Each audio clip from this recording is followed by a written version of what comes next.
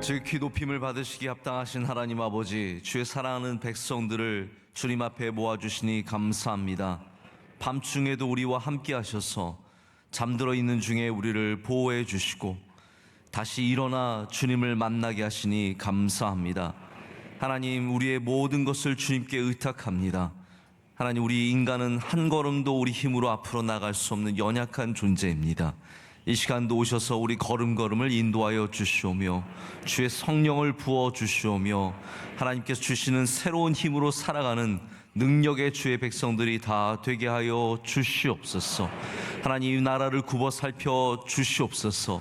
보호하시고 인도하시고 세워주셔서 흔들리지 않게 하여 주시오며 하나님, 다시 번져가는 코로나 속에서도 다시 이 나라가 안정을 찾게 하여 주시오며 사회와 문화와 교육과 정치와 경제 모든 곳에 하나님의 은혜가 풍성히 임하게 하여 주시옵소서. 하나님, 우리 성도들의 눈물의 기도를 들어 주시옵소서. 지금도 병 중에서, 고통 중에서, 환난과 고난 중에서 신음하며 주님께 부르짖는 백성들이 많이 있습니다. 하나님, 귀 기울여 주시오며 하나님, 잊지 말아 주시오며 주의 구원의 손길을 베풀어 주시옵소서. 하나님, 이 새벽에도 우리에게 말씀하실 줄로 믿습니다.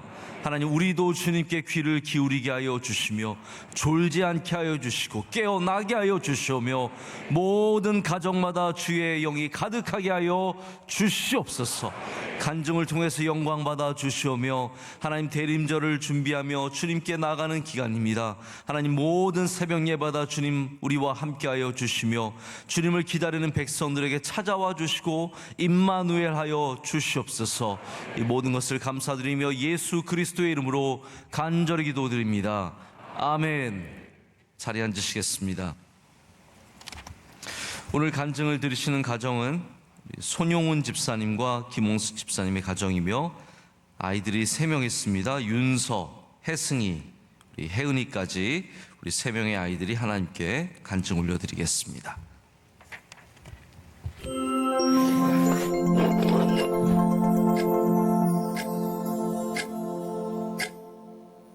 안녕하세요. 51교구 135구역 손용훈, 김원숙 집사 가정입니다.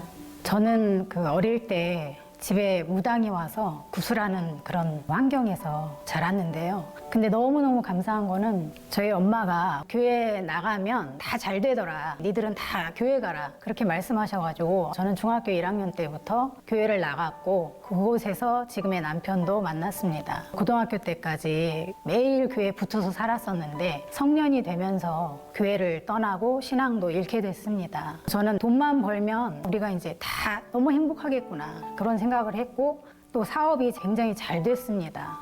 계속 일 끝나면 백화점에 가서 사고 싶은 걸 다 사고 그렇게 삶을 사는데 기쁘지도 않고 이게 뭐지? 라는 생각을 자꾸 하게 됐어요. 그래서 이상하다. 돈만 벌면 행복할 줄 알았는데 왜 행복하지 않지? 그런 생각을 하면서 마음이 하루하루가 이제 힘들어지다 보니까 사는 게 너무 싫어지고 베란다에만 있으면 떨어지고 싶은 충동이 너무 생기고 그런 상황으로 너무 힘들게 됐는데 명성교회 다니는 친구한테 얘기를 하고 하다 보니까 교회에 와라 그러면서 제가 명성교회 그때부터는 바짝 붙어서 열심히 예배 드리면서 정말 눈물로 1년을 예배를 드리러 왔습니다. 너무 말씀이 좋아서 말씀의 힘으로 그렇게 살고 이제 그러다 보니까 제가 묶여있던 그런 게 다 하나하나 굉장히 자유해지고 그러면서 이제 교구에 등록을 하고 교회에 뿌리 내릴 수 있었던 것 같습니다. 제가 아이를 별로 좋아하지 않는데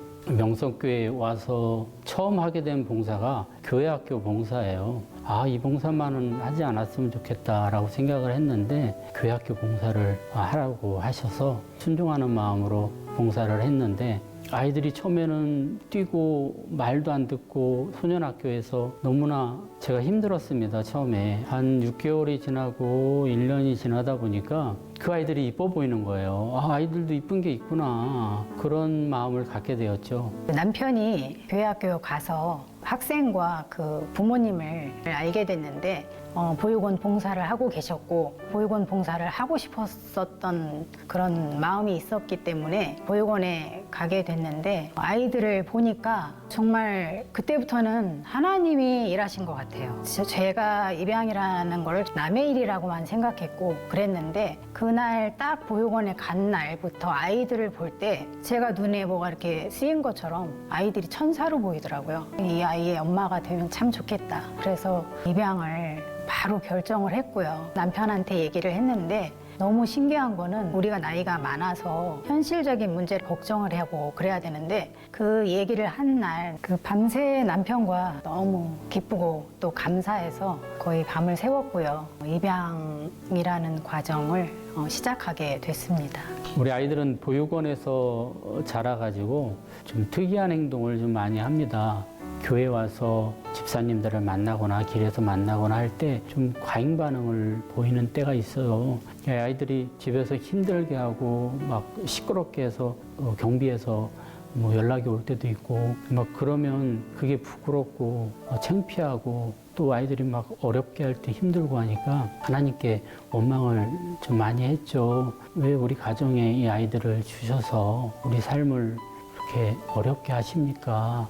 라고 저희가 기도를 하면 하나님께서 야 내가 너로 인해서 얼마나 많은 부끄러움을 당하고 고통을 당하고 십자가에 못 박혀 죽기까지 했는데 너는 그래 그거 하나 못 참고 그렇게 원망하고 그러느냐 그런 말씀을 주시는 거예요. 하나님 잘못했습니다. 제가 부족했습니다. 기도하고 회개하고 그래서 그 후로 우리 아이들로 인해서 제 신앙이 조금씩 성장해 가는 것 같고 하나님의 그 고마움을 더 느끼고 은혜를 더 느끼면서 그렇게 성장해 가는 것 같습니다. 제 신앙의 키워드는 기다림입니다. 예비하시고 기다리시는 하나님을 저희가 경험했고 그로 인해서 저희도 우리 아이들이 지금 힘들게 하고 여러 가지 어려운 점이 많이 있지만 점점 좋아지고 있고 우리 아이들을 통하여서 하나님께서 큰 영광을 받으실 것이라는 것을 우리가 믿고 기다리는 그런 마음을 갖고 있습니다. 그래서 항상 어려울지라도 기도하면서 기다리는 저희 가정이 될 수 있도록 항상 노력하고 있습니다.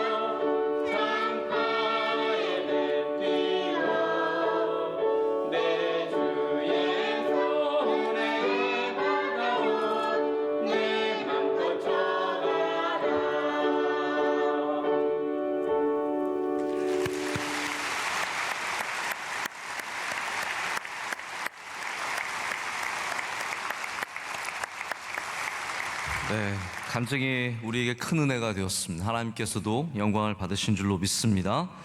우리 함께 레위기 6장 1절부터 7절까지의 말씀을 보시겠습니다. 레위기 6장 1절부터 7절까지의 말씀입니다.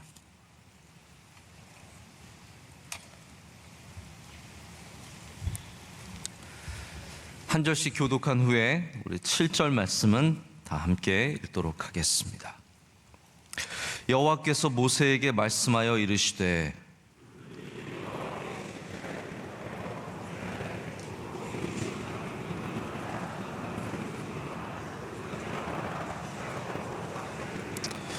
남의 잃은 물건을 줍고도 사실을 부인하여 거짓 맹세하는 등 사람이 이 모든 일 중에 하나라도 행하여 범죄하면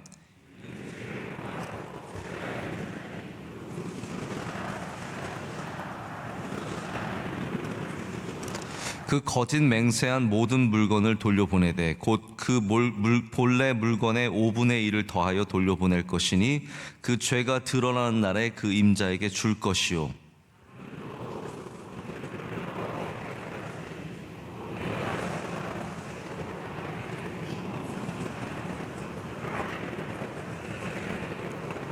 다 같이요. 제사장은 여호와 앞에서 그를 위하여 속죄한즉 그는 무슨 허물이든지 사함을 받으리라. 아멘.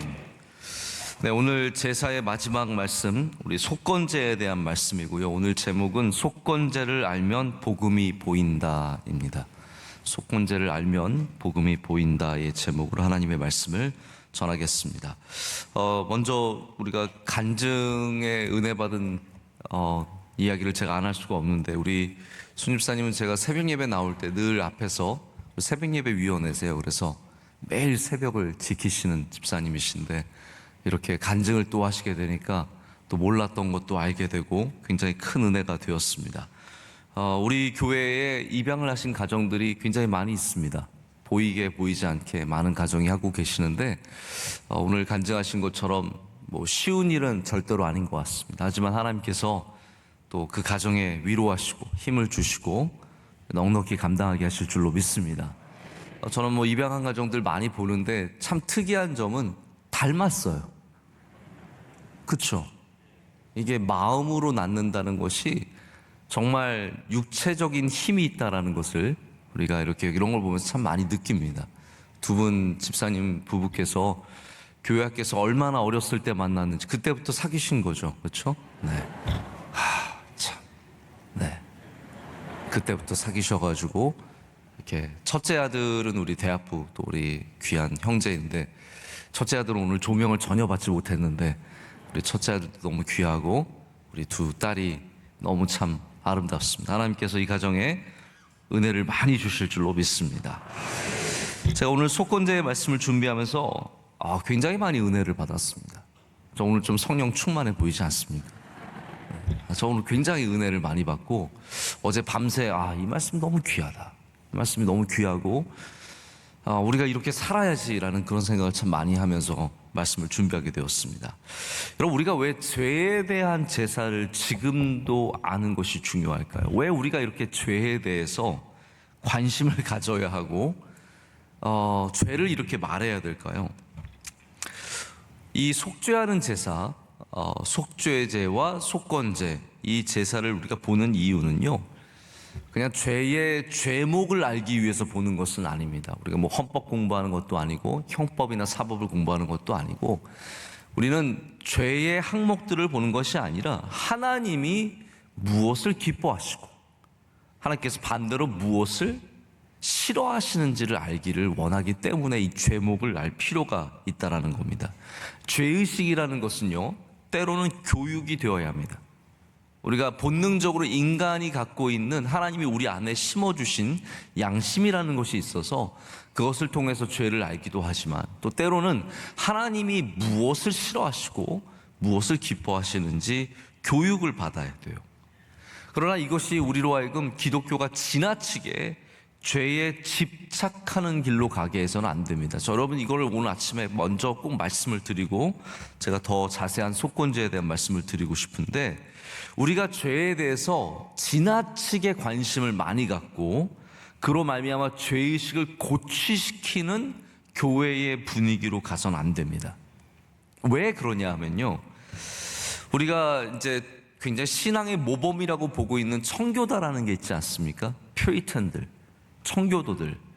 우리는 미국에서 이제 선교사님들이 많이 와서 신앙을 전수했기 때문에 미국적인 신앙에 대해서 굉장히 동경심을 갖고 있습니다. 그것이 그 중에 하나가 이제 청교도거든요. 근데 청교도가 기독교의 경건의 힘을 가졌지만 죄에 집착했습니다. 자, 여러분 이걸 잘 들어보세요. 경건의 힘은 있었는데 죄만 생각하고 살고 있는 거예요. 어떻게 하면 죄를 안 지을 수 있을까? 무엇이 죄일까? 저 사람 죄인이야. 이게 이제 집착이거든요. 남의 것들을 보면서 계속 보고 있다가 너 죄졌어. 이게 이제 청교도적인 신앙의 굉장히 부정적인 모습 중에 하나가 되는 겁니다.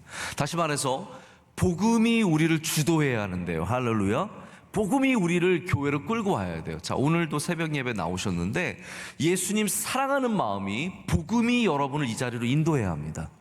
근데 이게 죄가 주도하는 신앙이 되면 어떻게 되냐면, 나 오늘 죄 짓지 말아야지, 나 오늘 새벽 예배 안 가면 벌 받는 거 아니야? 이런 죄가 주도하는 신앙이 되면 이게 긍정적인 신앙이 되기가 어렵다는 거예요. 복음적인 신앙이 아니라는 거예요. 죄를 안 짓는 게 목적이 되고, 이게 청교도적인 신앙이거든. 죄 어떻게 하면 안 지을 수 있을까? 또 죄를 지은 사람을 징벌해서, 그래서 주홍글씨라고 이 사람에게 인두로 찢어서 새기게 되고, 징벌하는 것이 문화가 됩니다. 여러분, 기독교는 죄의 힘보다 예수 그리스도의 구원의 힘이 크다는 것을 말해줍니다. 죄는 알아야 하지만 죄가 주도하는 신앙이 아니라 복음이 주도하는 신앙이 되어야 합니다. 자, 죄에 집착한다는 것이 무엇인지 제가 한번 예를 들어볼게요. 정말 많은 예를 들 수 있을 것 같고, 이것만 해도 제가 저녁 예배 한 두세 번 설교할 수 있을 것 같아요. 제가 낮 예배에 이거 설교하기는 좀 애매모호하고, 저녁 예배 때는 이 얘기를 한번 좀 나중에 해야 됩니다. 교회도 보면은 죄에 집착하는 교회가 있습니다. 예를 들어서 이런 경우예요. 제가 아는 권사님이 계신데, 이 권사님이 암투병을 하시면서 머리카락이 많이 빠지셨어요. 암에 이제 항암제를 맞고 그러다 보면 부작용으로 인해서 머리털이 많이 빠지죠. 그래서 어쩔 수 없이 새벽 예배는 나오고 싶고, 그 머리는 너무 빠져 있고, 그러다 보니까 모자를 쓰고 나오신 거예요. 오늘도 모자 쓰신 분 계세요? 네. 그래서 모자를 쓰고 나오신 거예요. 근데 누가 그랬는지 전 정확하게 모르겠어요. 권사님 표현하신 분은 있지만 꼭 그분이 그러셨을 것 같진 않고, 어쨌든 누가 안내를 하시든지 서 있든지 좀 위험이 있으신 분 같아요. 어떤 다른 여자 성도분이 모자를 쓰고 있었는데 그걸 벗으라고 굉장히 추궁을 하신 거예요. 본인은 아니었지만 누군가 예배 드리는데 모자 쓰면 안 돼, 벗으라고. 안 벗고 있으니까 벗으라니까 이렇게 말씀을 하신 거예요. 그래서 그거를 뒤에서 바라보다가, 나는 새벽 예배 나와서 걸리면 안 되겠다, 나 모자 쓴 거 이거 걸려가지고 자꾸 벗으라 그러면 벗을 수도 없고 굉장히 난감하겠다 싶어서, 이분이, 이 권사님이 우리 동네 사시는 권사님인데 우리 새벽 예배를 못 나오세요. 그래서 새벽 예배는 다른 교회에서 드리고, 그리고 또 설교는 또 들어야 하니까 7시에 집에 가서 또 설교를 다시 틀어가지고 우리 교회 예배를 다시 드린대요. 제가 저 죄에 집착하지 않는, 누가 그런지 안 잡아내려고요. 또 이것도 죄에 집착해서 또 잡아서 징벌하고 그런 쪽으로 안 가려고요. 만약에 여러분 중에 누가 그러셨다면 괜찮습니다. 그러실 수 있다고 생각을 하고, 예배를 사모하는 마음으로 충분히 그러실 수 있다고 생각을 하는데, 여러분, 이렇게 우리가 누군가의 예배 드리는 태도를 그거 잘못된 것이라고 생각을 하고 징벌하고 잡아내고 남에 대해서 그렇게 관심을 갖는 거, 이것이 어떻게 보면 굉장히 죄가 주도하는 신앙의 모습 중에 하나라는 겁니다. 여러분, 죄를 아는 신앙이 되어야 돼요. 죄를 알아야 합니다. 할렐루야. 죄를 알아야 하는데 남의 죄를 아는 것이 아니라 내 죄를 알아야 된다라는 거예요. 남의 죄를 파고 들어가는 것이 아니라 나의 죄를 돌아보는 신앙이 되는 것, 이것이 속죄제와 속건제의 특성입니다. 자, 보셔서 아시겠지만, 지난주도 말씀을 들으셔서 아시겠지만, 죄를 뭐예요? 깨달을 때입니다. 나의 죄를 깨달을 때예요. 남의 죄를 깨달을 때가 아니라 나의 죄를 깨달을 때 하나님께 가서 드리는 제사가 바로 속죄제와 속건제입니다. 자, 그러면 여러분 좀 오늘 궁금하지 않으세요? 왜 속죄제와 속건제, 왜 이게 뭐가 달라요, 목사님? 지금 안에 궁금증이 있으시지 않습니까? 이게 쉽지는 않지만 구별할 수 있는 가장 좋은 방법은 이겁니다. 둘 다 내가 지은 죄에 대한 제사입니다. 속죄제도 내가 부지 중에, 모르는 중에 지은 죄를 회개하는 것이고 제사를 드리는 거죠. 속건제는 근데 구별하는 방법이 있습니다. 속건제는 내가 누군가에게 물질적으로 피해를 줬을 때 드리는 제사예요. 그러니까 그냥 죄가 아니라 누군가, 자, 여기 누군가에게는 무엇이 포함이 되냐면 하나님과 이웃이 포함이 됩니다. 하나님께도 우리가 부지 중에 예를 들어서 우리가 읽지는 않았어요. 근데 5장 마지막 부분이 바로 하나님께 지은 속건제의 대상들이에요.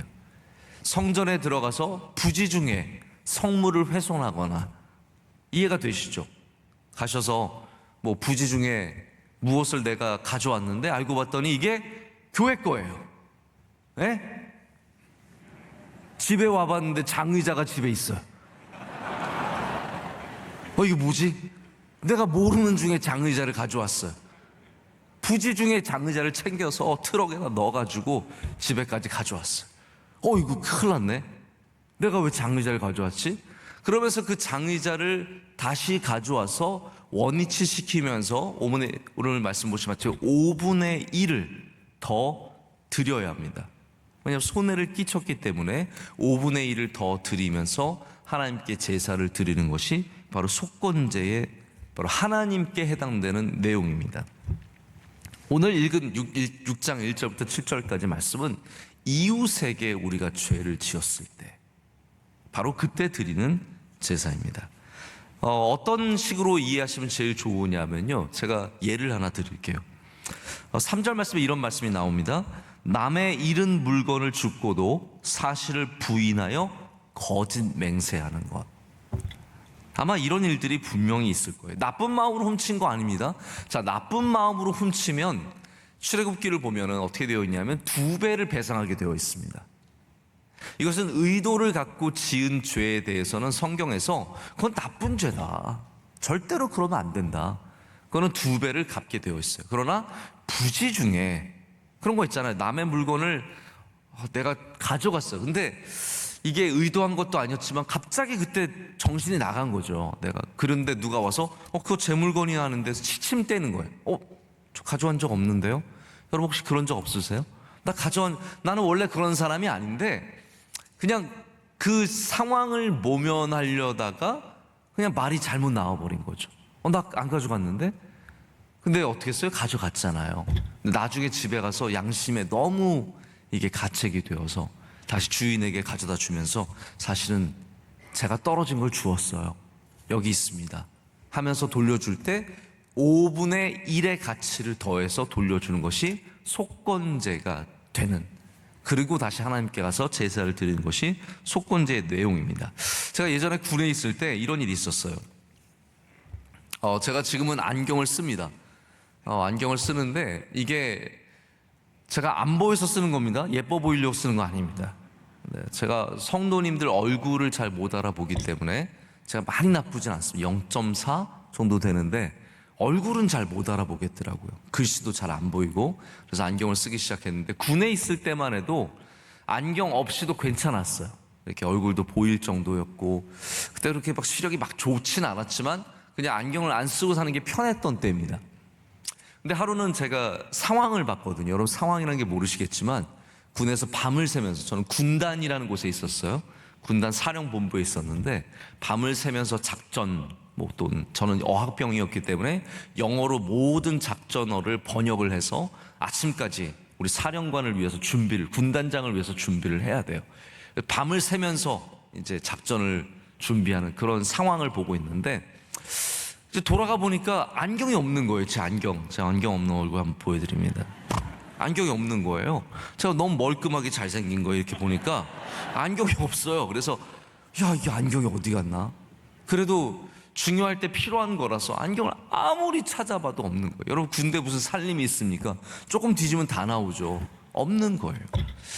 그래서 제가 그 다음 며칠 뒤에 또 상황을 가서 상황실에서 제가 물어봤어요. 혹시 여기서 안경 본 사람 있느냐? 여러분 군을 잘 모르시겠지만 다른 부대 병사는 아저씨라고 불러요. 이상하죠?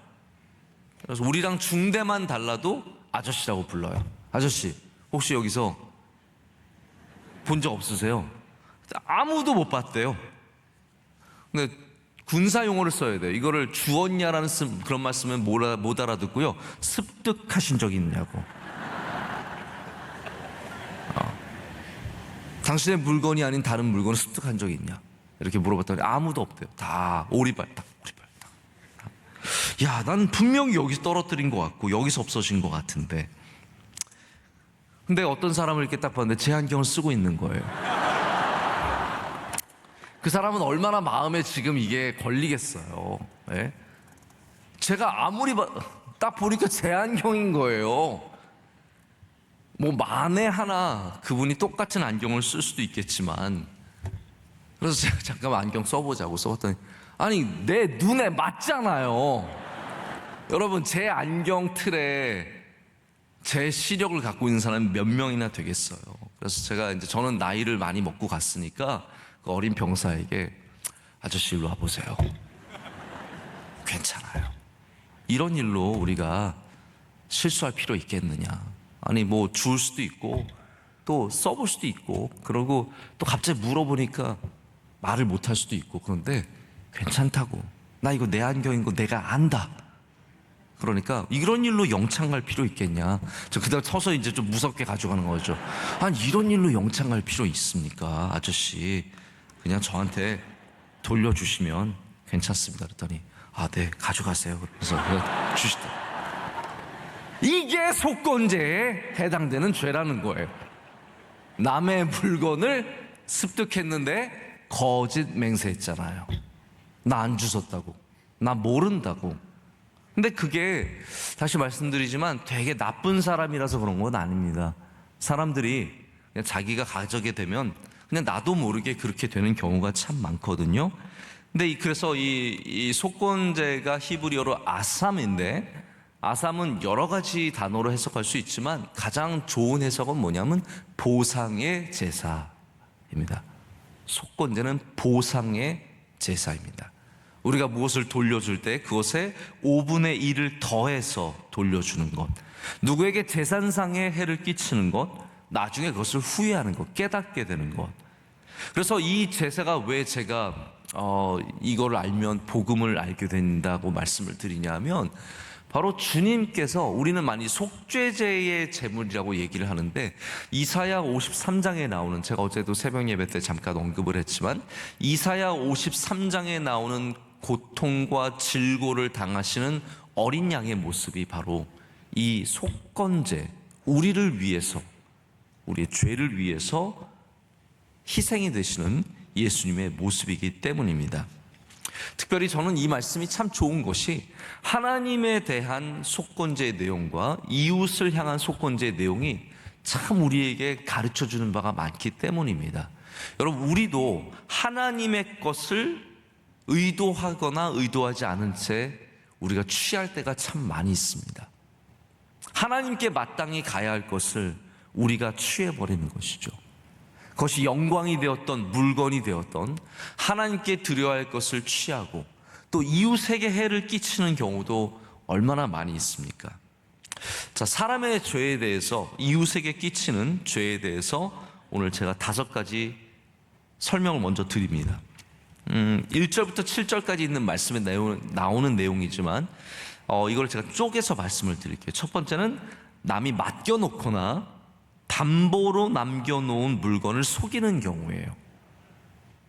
맡겨놓은 물건을 다른 거로 바꿔서 주거나, 좋은 것을 받아서 나쁜 것을 주거나, 아니면 받은 다음에 돌려주지 않거나, 이런 것들이 이제 다 속건제에 해당되고요.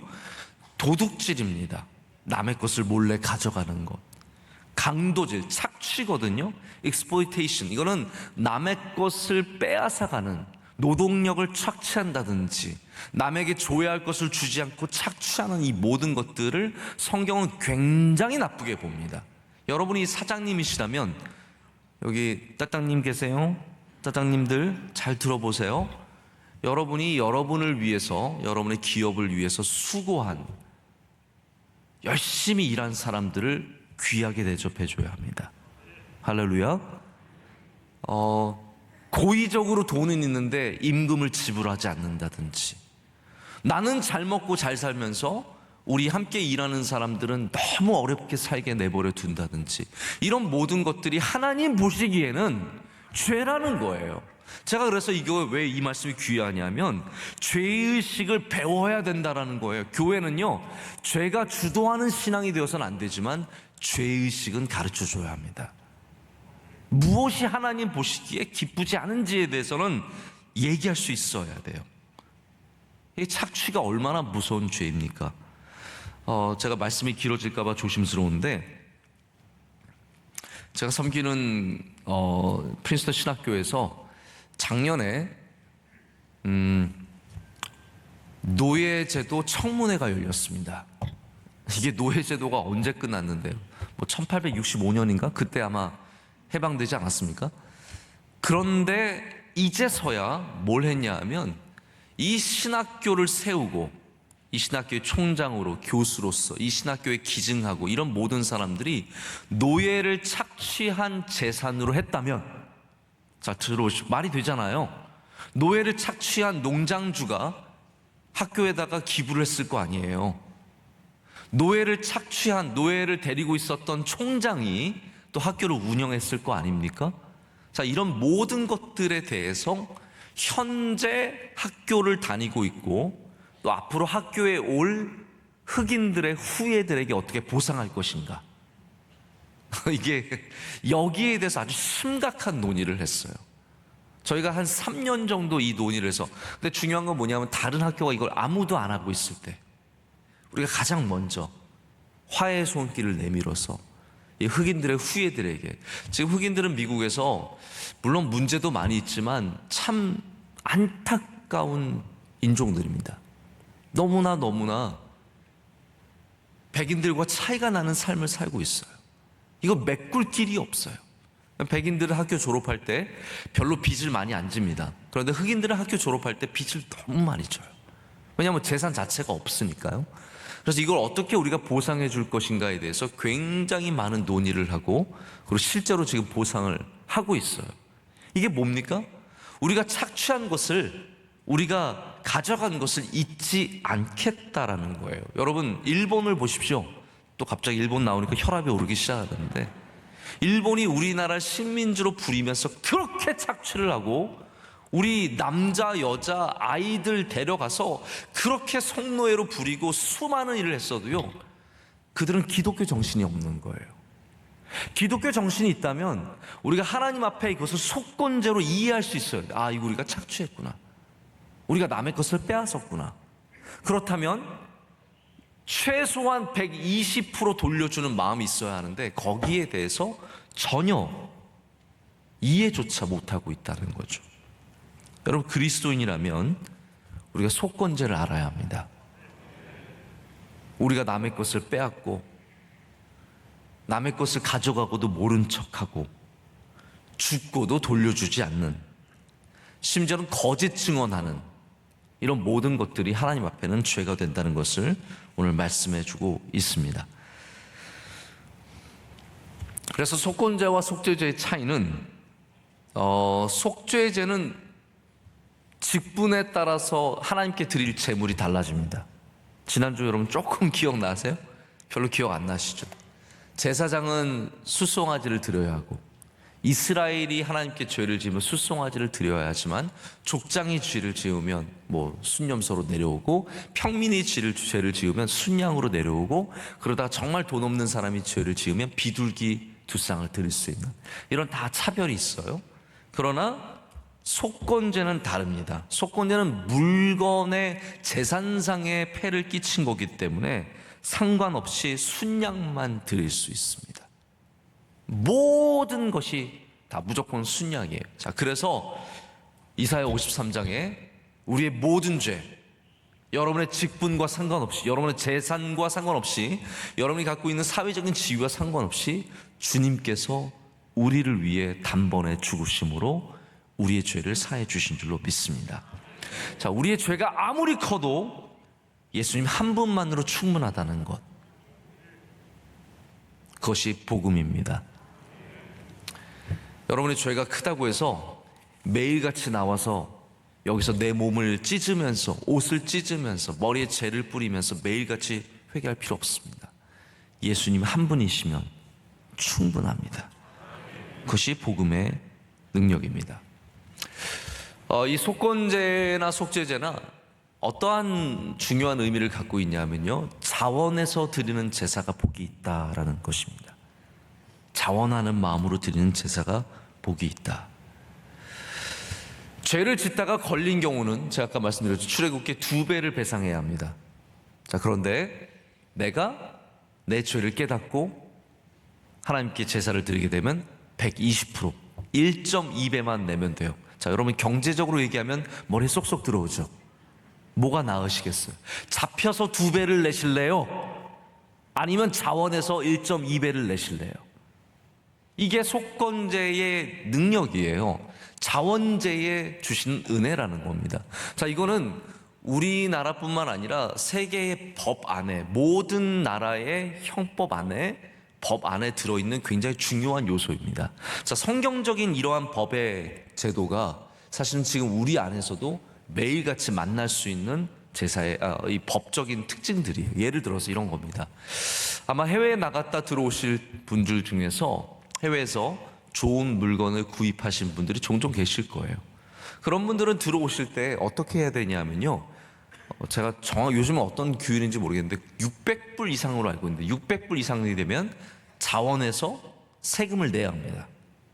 여러분이 사신 그 루이비통 지갑, 그거 700불이면 여러분이 거기에 해당하는 면세가 안 되기 때문에 이제 거기에 해당하는 세금을 내야 돼요. 여러분이 자원해서 내면 세금이 그렇게 세지 않습니다. 자, 그런데 걸리면 어떻게 됩니까? 걸리면 많이 내야 됩니다.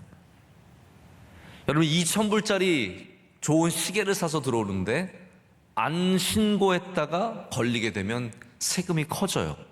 그러나 내가 자원해서 신고하면 세금이 작아집니다. 자, 속건제에 갖고 있는 형태와 똑같은 겁니다. 그래서 성경적인 하나님의 자비하심, 이 자원하는 자들에게 인센티브를 주는 것은 굉장히 지금 우리 현 사회에서도 자주 만나게 되는 성경적인 원리라는 거죠. 여러분, 하나님께 제가 이 말씀을 드리고 싶은 거예요. 하나님께 끌려 나오지 마시고 자원해서 나오십시오. 그게 은혜가 있습니다. 하나님께 멱살 잡혀서 끌려 나와서 너 죄인이지 이렇게 당하지 마시고요, 내가 죄인임을 알고 주님 앞에 나올 때 거기에 복이 있는 줄로 믿습니다.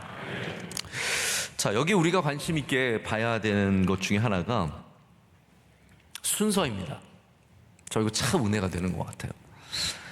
어떤 순서를 갖고 있냐면, 속건제는 먼저 피해를 입은 사람을 찾아가서 그에게 보상을 하고 그리고 하나님께 나아가서 제사를 드린다는 거죠. 이게 얼마나 중요하냐면 예수님께서 누가복음 19장에 이 말씀을 하십니다. 속건제에 대한 내용이에요. 그러므로 예물을 제단에 드리려다가 거기서 네 형제에게 원망 들을 만한 일이 생각나거든 예물을 제단 앞에 두고 먼저 가서 형제와 화목하고 그 후에 와서 예물을 드리라. 주님께서 그렇게 말씀하신 거 기억나시죠? 이게 속건제예요. 속건제는 우리의 죄는 그냥 하나님만 용서하시면 되는 거야가 아니라 우리가 피해를 끼친, 우리가 어렵게 한, 우리가 힘들게 한 그를 찾아가서 화해하고 하나님께 가서 제사를 드린다라는 겁니다. 주님께서도 이것을 가르쳐 주시고 귀하게 여기시는 거예요. 제가 지난번에 어떤 목사님 여러분을 만나게 되었는데, 저는 주로 목사님 만난 이야기 하죠. 주로 목사님만 만나는 것 같아요, 제가 보니까. 근데 이 목사님들이 참 귀한 목사님들이고 우리 한국교회에 아주 중요한 목사님들이세요. 근데 제가 그날 감동이 있었어요. 왜 감동이 있었냐면, 그 목사님 한 3-4분 정도 됐는데 그 2분이 사이가 안 좋으셨어요. 한 분이 굉장히 어려울 때 가까웠던 다른 분이 전혀 관심도 주지 않고 신경도 쓰지 않고, 그러다가 이 2분이 아주 오랜만에 만나셨어요. 저 솔직히 상황은 정확하게 뭔지 모르겠어요. 누가 뭐 잘못을 한 건지도 모르겠고, 그렇지만 어쨌든 그 두 분 사이가 굉장히 멀어져 있었는데, 그날 하필이면 저랑 같이 만날 때 두 분이 화해를 하신 거예요. 화해를 하셔가지고 두 분이 이렇게 같이 만나서 얘기하시면서 식사하시면서 대화하시는 걸 보면서 제가 얼마나 마음이 좋았는지 모릅니다. 제가 그 생각, 속으로 그 생각했어요. 야, 저분들 이번 주 주일 설교 대박 나겠다. 이번 주 주일 얼마나 은혜가 넘칠까. 하나님이 저 화해하시는 저곳에 얼마나 함께 기뻐하실까. 할렐루야. 자, 보십시오. 하나님은 우리가 화목하기를 원하시는 거예요. 우리가 먼저 화목하고 하나님께 나와서 하나님과 또한 화목해지기를 원하신다라는 겁니다. 특별히 여러분, 누군가에게 피해를 끼치고 누군가를 어렵게 하고 누군가를 힘들게 했다면 오늘 먼저 그 사람과 화목하는 은혜가 있으시기를 축복합니다. 왜 하나님께서 우리에게 이러한 제사를 말씀하셨을까요? 전 이런 생각을 해봅니다. 자, 제사가 핑계가 될 수 있어요. 나는 하나님께 회개했는데 너 나한테 뭐라 그러지 마라. 나는 하나님과 사이에 괜찮다. 그러니까 뭐라 그러지 마라. 이런 거죠. 19세기 말에 제가 이름은 말씀드리지 않지만 미국의 한 목사님이 스캔들이 났어요. 스캔들이 난 다음에 한 2, 3년 정도 이렇게 사람들에게 보이지 않다가 돌아와서 뭐라고 얘기했냐면 하나님이 나를 용서하셨다. 근데 그분의 그 하나님이 나를 용서하셨다가 지금 모든 사람들이 쓰는 하나님이 나를 용서하셨다의 첫 모델입니다. 그 전까지는 별로 그런 사람이 없었어요. 그런데 하나님이 나를 용서하셨기 때문에 나는 괜찮아 가 되어버린 것이 바로 그 목사님의 첫 케이스의 얘기입니다. 제가 새벽이니까 아주 원초적인 예를 한번 쉽게 들어볼게요. 어려운 예를 들면 아침에 새벽에 헷갈리시니까 자, 이야기만 말씀을 드리고 말씀을 맺으려고 합니다. 여러분, 속건제 말씀 좋으시죠? 네. 안 좋으셔도 어쩔 수 없고요. 네. 어떤 아이가 친구를 때렸어요. 아이예요. 친구를 때렸어요. 근데 생각해보니까 미안해요. 그래서 하나님, 그날 밤에 하나님 앞에 기도를 하는 거예요. 밤에 침대에 누워 엎드려가지고, 하나님, 제가 잘못했어요. 제가 친구를 발로 찼습니다. 제가 욕했습니다. 다음부터는 절대로 안 그러겠습니다. 자, 근데 다음날 가서 그 친구가 또 재밌게 놀려 그러는 거예요. 근데 여러분, 그 친구는 지금 어저께 맞았거든요. 기분이 아주 안 좋거든요. 그러면서 퉁퉁거리는 거죠. 왜 그래? 싫어. 저리 가. 근데 그 아이가 말을 하는 거예요. 야, 나는 다 넘어섰는데 너는 아직도 거기 머물러 있냐? 이거 좀 어려운 말이지만, 네? 나는 이제 괜찮은데 너는 왜 안 괜찮아? 이런 말이거든요. 나는 괜찮은데 너는 왜 아직도 어저께처럼 마음이 상해 있니? 여러분, 이게 말이 됩니까? 지금 내가 괜찮은 게 문제가 아니잖아요. 피해를 입은 사람은 저 사람인데 내가 그냥 어저께 회개하고 끝났다고 해서 이 문제가 해결된 건 아니라는 거죠. 맞은 아이를 위로해 줘야 되고 사과해야 되고 거기에 대한 미안한 마음을 가져야 되는 거 아니겠습니까? 아이를 때렸던 부모님이 야, 10년 전 일인데 뭘 그걸 갖고 있냐? 난 넘어섰는데. 야, 세상이 이렇게 복잡한데 뭐 그거 아직도 기억하고 지금도 그렇게 싫어하고 그러냐? 아니라는 거예요. 피해를 입은 사람은 그 피해에 대한 보상이 필요한 거예요. 사과 한마디, 미안하다는 한마디가 필요한 거예요. 아내를 폭행한 남편이 야, 나 술 취해서 그랬는데 그냥 넘어가자. 아니라는 거죠, 그게. 맞은 사람은 거기에 대한 너무 아픔이 있고 괴로움이 있는데 그것을 그냥 넘어가서는 안 된다는 거예요. 막말을 퍼부은 상사가 야, 회사 다니면 그럴 수도 있는 거지, 다 그런 거야, 그냥 넘어가자, 이러면 안 된다라는 거죠. 성경은 뭘 얘기하고 있습니까? 가서 미안하다라는 거 얘기하라는 거예요. 가서 사과하라는 거예요. 가서 내 정말 미안한 마음을, 깨달은 마음을 얘기하고 그것에 대해서 값을 치르라는 겁니다. 자, 여러분, 여기 사과나 보상에 대한 중요한 원칙이 있어요. 왜 120%일까요? 2배는 아니에요. 120%예요. 이 말은 무슨 말이냐면 미안한 마음을 표시하라는 거예요. 자, 미안한 마음을 표시하라. 따라해보세요. 미안한 마음을 표시하라. 가서 그냥 애한테 뽀뽀해주면서 미안해 끝내지 마시고 뭐라도 하나 주면서 미안해. 상사가 막말을 퍼붓다 그 다음날 야 그냥 빨리 툴툴 털어버려 이게 아니라 캔커피라도 렛츠비라도 갖다 주면서 야 잊어라 미안하다. 이게 되어야 사람은요 또 뭐 받으면 마음 바뀝니다. 그렇지 않습니까? 뭐 하나라도 받으면서 얘기하면은 아 그래 진짜 미안한가 보다 생각이 들거든요. 제가 오늘 굉장히 프랙티컬한 얘기를 하지만 사실 이것이 굉장히 성경적인 이야기라는 거예요. 속건제는 그래서 하나님께만 해당되는 죄가 아니라 우리 인간 사회에 있는 수많은 죄를 다루면서 우리가 속건제를 주시는 이유는 우리가 화목하기를 하나님께서 원하신다라는 겁니다. 자, 오늘 교회 안에 오늘 새벽 예배, 토요일 새벽 예배 나오시는 분들이라면 그래도 우리 교회 상위 10% 아니겠습니까? 여러분 상위 10%예요. 훌륭하신 분들입니다. 이 안이 화목해지기를 원합니다.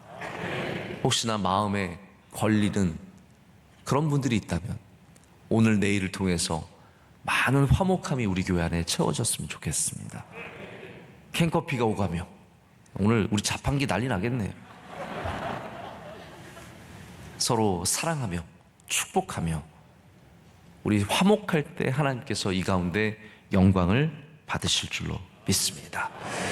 우리 함께 뜨겁게 기도하기 전에 먼저 우리 간증하신 집사님 가정 너무 큰 은혜 받았습니다. 우리 딸 2명 잠들었어요? 네, 우리 박수로 축복하겠습니다. 네, 감사합니다. 큰 은혜 받았습니다. 네, 우리 대림절 주일 내일 두 번째 주일입니다. 두 번째 촛불이 켜지고요. 이제 우리 성탄절 장식도 이미 세워졌습니다. 이 모든 일들 가운데 하나님께서 영광을 받으시고 또 준비하는 분들 안전하게 이 모든 일들을 또 잘 감당할 수 있도록 기도해 주시고 나라와 민족을 위해서 기도 많이 해 주시길 바랍니다. 지금 대통령 임기가 남아 있습니다.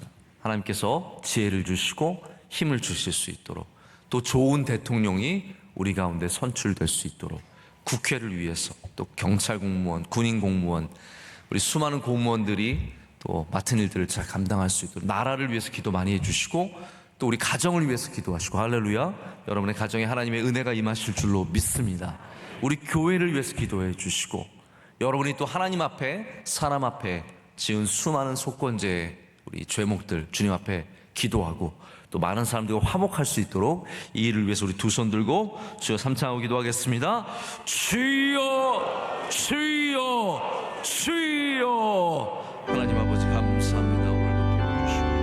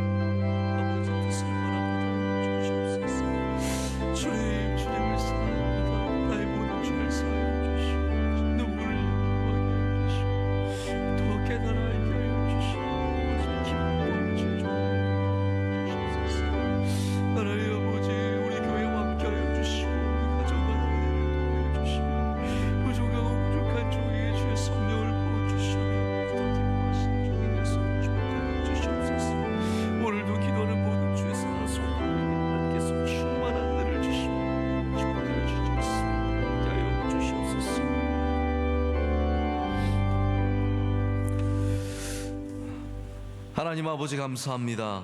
오늘 새벽을 깨워 주님께 예배하게 하심을 감사합니다. 우리 예배를 기뻐받아 주시옵소서. 하나님 간증을 기뻐받아 주시옵소서.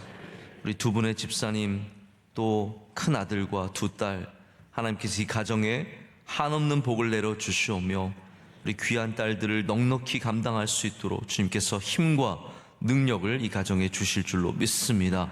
우리 끊임없이 주님께 많은 간증을 드릴 수 있는 복된 가정이 되게 하여 주시옵소서. 갑절의 은혜를 허락하여 주시옵소서. 하나님, 우리 대한민국 위에 은혜 주실 줄로 믿습니다. 이 나라를 주의 손으로 굳게 붙잡아 주시옵소서. 위기를 이겨내게 하여 주시오며 함께 힘을 모으게 하여 주시며 흩어지는 나라가 아니라 하나 되는 나라가 되도록 주님께서 우리 가운데 은혜 내려 주시옵소서. 하나님, 우리 명성교회 위에 또한 은혜 내려 주시옵소서. 하나님이 기뻐하시는 교회가 되게 하여 주시오며 여기서 드려지는 예배가 하나님께 상달되도록 마음과 우리 힘을 다해서 주님께 예배하도록 우리를 사용하여 주시옵소서. 모든 선교지마다 우리 선교의 사역들마다 많은 열매를 맺게 하여 주시옵소서. 한국교회와 함께 하여 주시오며 하나님 어려운 때에 힘을 합치게 하여 주시고 다 함께 서로 축복하는 교회가 될 수 있도록 은혜 내려 주시옵소서. 하나님, 대림절 둘째 주를 또한 내일 맞습니다. 주님을 마음을 다해 기다리게 하여 주시며 기다리는 자마다 여호와를 만나는 복이 있게 하여 주시옵소서. 우리 성도들 가정마다 많은 기도의 제목들 들어주시고 응답하여 주시오며 살아계신 하나님의 능력을 베풀어 주실 줄로 믿습니다. 건강의 어려움으로 우리 신음하는 주의 사랑하는 백성들 건져주시고 고쳐주시고 낫게 하여 주시옵소서. 물질의 어려움 가운데 있는 분들도 있습니다. 주님께서 길을 열어주시고 하나님께서 또한 풍성한 물질을 은혜를 부어 주시옵소서. 자녀들에게 복을 내려 주시옵소서. 늘 깨어 기도하게 하여 주시고 주님께 무릎 꿇는 주의 백성들 되게 하여 주시며 연말에 특별히 금식하며 깨어서 기도하는 주의 귀한 백성들 다 될 줄로 믿습니다.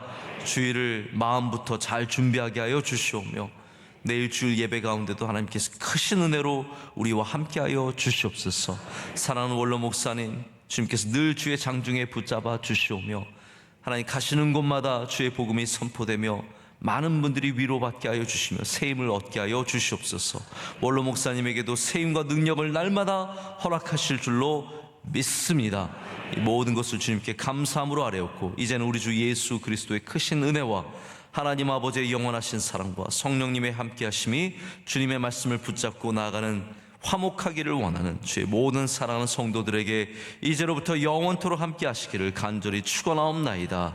아멘.